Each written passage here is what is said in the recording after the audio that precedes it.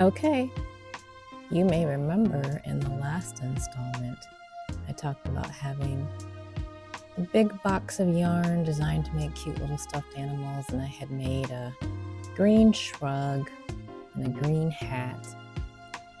And I said I was going to be starting on another project coming out of that same box because there's so much yarn in that box. And I had pulled out the pinks.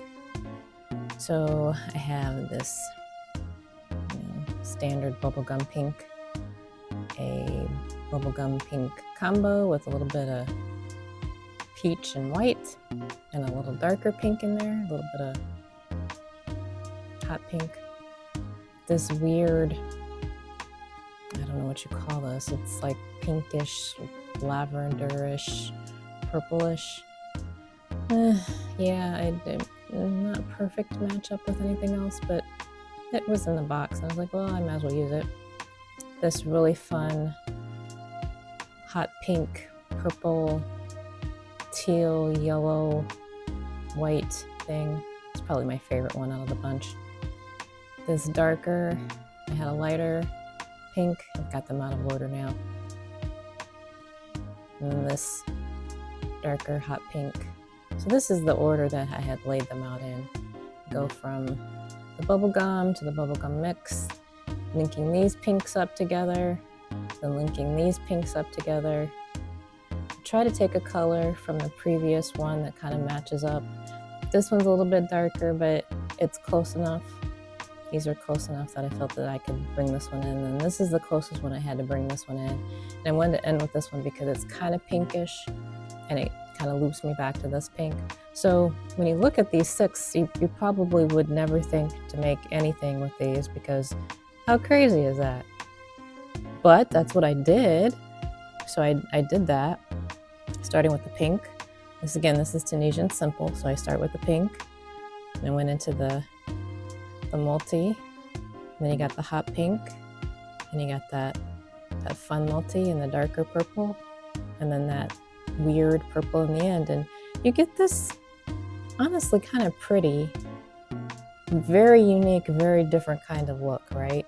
And again, I really like how Tunisian Stitch gives you 2 colors per row when you do a stitch like that each way out. And I've got a decent sized scarf. I've got it folded in half. But one of the things that I had said was, well, I've never done more than 4 colors in Tunisian. I've never done more than 4 colors, period, honestly. And I was concerned about having to pull up the yarn that many rows up, and was I going to have to cut? Well, yes, I did have to cut. And in the end, my thinking was, well, I'm going to have to weave all these ends in.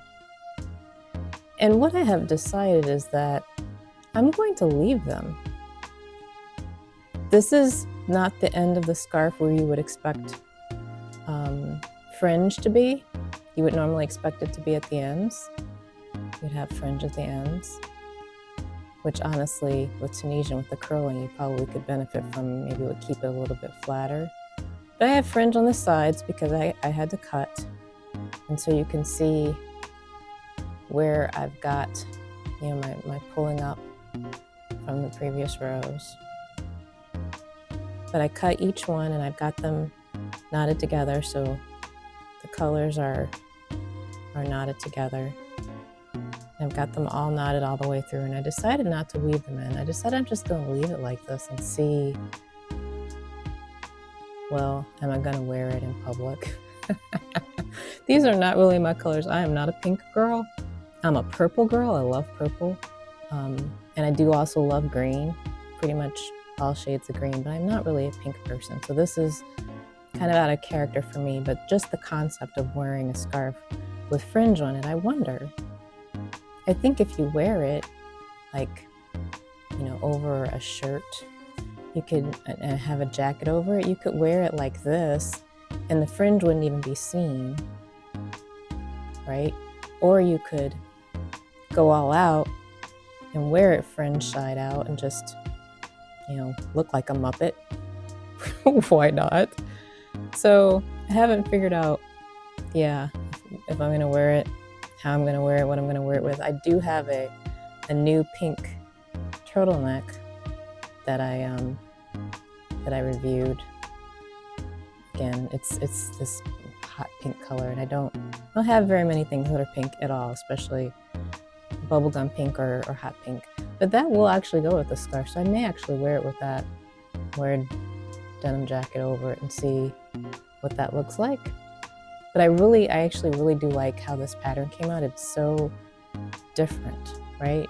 Have you ever seen anything this weird before? These random colors coming together in this pattern.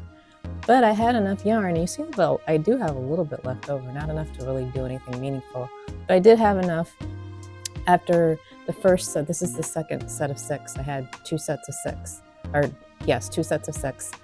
This is what's left over, the 6. But after I got through with the first set of 6, it's like, all right, my trademark is to have a hat to match. You'll learn that about me. I like having matching hats for things. And so, of course,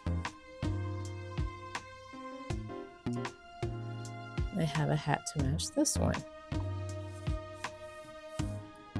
And I gotta tell you, I think I've mentioned this before, I hate doing Tunisian hats. It is a pain in the butt because you've got to use 2 balls, and you've got that double-ended crochet hook, and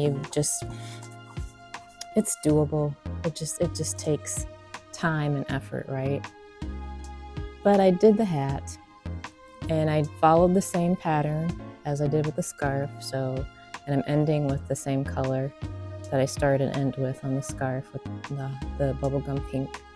So I got the bubblegum pink edger here, but the pattern is the same with the rows all the way through, even to the start. I started with the pink. And I gotta tell you, I've done a number of berets. I love berets. It's my favorite kind of hat. Most of them have been traditional crochet. I have done a few Tunisian berets. But this one, even though it's not hard, it's not a difficult stitch, it's actually kind of a mindless stitch. But having to think about each row, okay, like what color am I on? What do I need to pull up next? What do I need to pull through?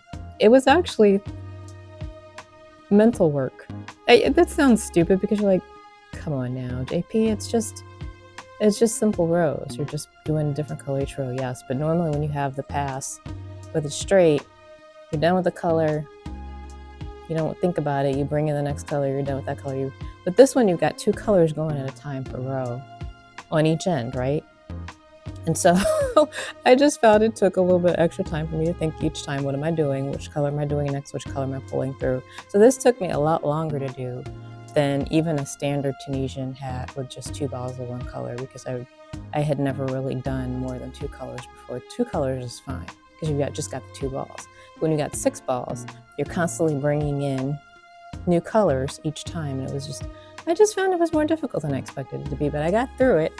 And so I have my hat, matching hat, my scarf, and I gotta tell you, I don't ever want to do this again.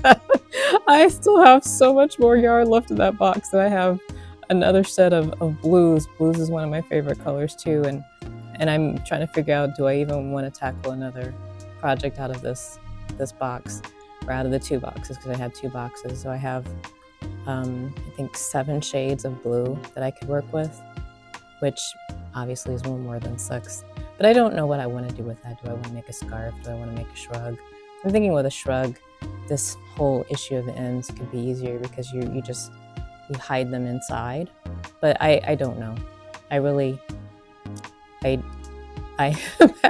am at a loss for what I want to do with the rest of that box, because even beyond the blues, I have oranges and browns and some random other colors in that box.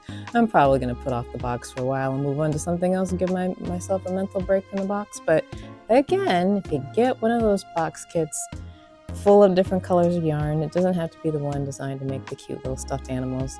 There are all kinds of kits out there. I do find the kits with the multis are the most interesting because you get a look you're just not going to get anywhere else.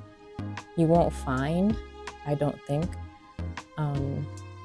Even with knitting, with knitting machines that they sell mass market, I don't think you're going to find a whole lot of items that are made with these multis in them like that, where you get this weird, unique pattern, these strange looks.